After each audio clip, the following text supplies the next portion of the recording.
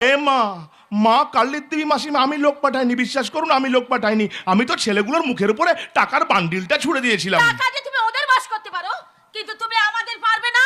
কি যে বলেন না মাসিমা, টাকাই তো সব। হ্যাঁ, টাকার জন্যই তো গ্রাম শহর নগরের ভোলটাই পাল্টে যাচ্ছে। টাকার জন্যই তো এ দলের নেতা ও দলে পাল্টি মারছে। টাকার জন্যই তো পুলিশের খাকি রঙের পোশাকটা আজ বেইমানের রং নিয়েছে। টাকার জন্যই তো হারানের ছেলে রাস্তা রাস্তায় ঘুরে বেড়াচ্ছে।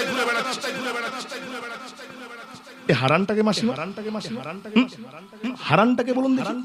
ও যে হবে হবে, কিন্তু টাকার জন্য হারানের ছেলে রাস্তা রাস্তায় ঘুরে বেড়াচ্ছে, আর টাকার জন্য রাজাদিত্য বর্মন রবণ হয়ে গেছে।